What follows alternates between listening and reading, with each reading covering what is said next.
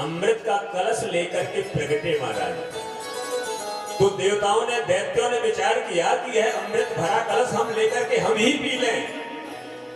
अब देखो मेहनत तो दोनों ने किया है, मेहनत दोनों ने किया है, लेकिन दैत्यों ने वो अमृत कलश छीन लिया महाराज। बलवान है दैत्य।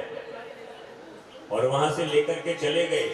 सब भगवान की शरण में पुनः गए। सारे देवता भगवान की शरण में गए। गोविंद, हे नारायण, हे ईश्वर, हे केशव, हे हरि, हमारी रक्षा करें।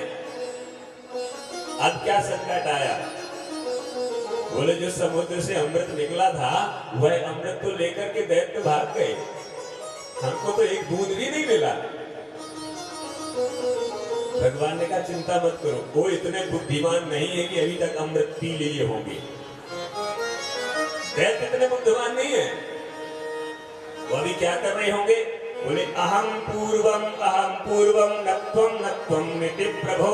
पहले मैं पीऊंगा, पहले मैं पीऊंगा, यही कहते कहते वो आपस में लड़ झगड़ रहे होंगे।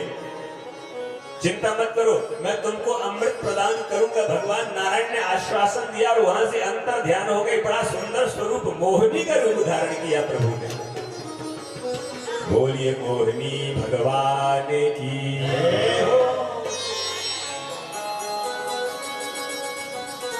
इतनी सुंदर स्त्री भगवान बने, इतनी सुंदर स्त्री बने महाराज कि उसको देख करके भगवान शंकर भी मोहित हो गए थे।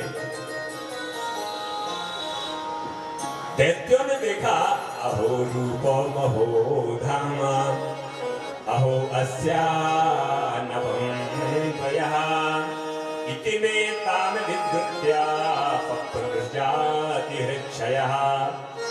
अरे दैत्यो देखो कितना सुंदर स्वरूप धारण किए हुए वह स्त्री आ रही है। तो सारे देवता मोहिनी रूप भगवान के पास में गए और बोले कातम कंजपला साक्षी कतोवा किम चिकीर्षसि। हे देवी तुम कौन हो, कहां से आई हो, किसकी कन्या हो? बड़ी सुंदर दिखाई दे रही हो और इस वन में अकेले क्या कर रही हो आप? भगवान ने कहा सुनो, किसी भी स्त्री पर इतनी जल्दी विश्वास नहीं कर लेना चाहिए। बोले हम तो आप पर पूरा विश्वास कर ले रहे हैं, आप जो बोलोगे हम करेंगे। हम में से किसी एक को आप अपना लो। भगवान ने कहा कथम कश्यप पादाया पुष्चल्यामयी मंगला।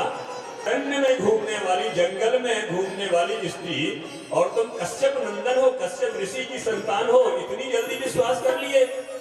बोले आपका इतना सुंदर स्वरूप है देवी कि इसको देख करके कौन नहीं विश्वास कर लेगा। भगवान ने कहा ठीक है, मैं किसी एक की पत्नी बन जाऊंगी, लेकिन ये जो आपके हाथ में घड़ा है इसमें क्या है? बोले अभी अभी समुद्र से निकला है, अमृत है, पहले आप इसका पान करो। भगवान ने कहा मैं तो बाद में करूंगा, लेकिन आप लोग ऐसा करो कि देवताओं को भी यही बुलाओ।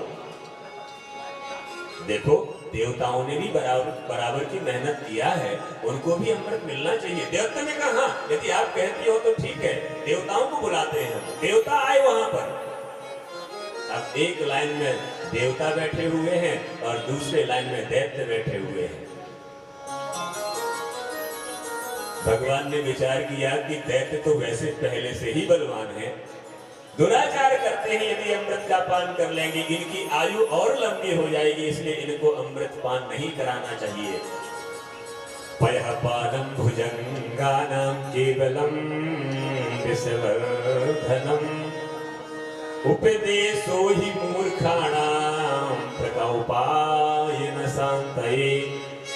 सर्प को यदि आप दूध पिलाओगे तो उसका जहर बढ़ेगा।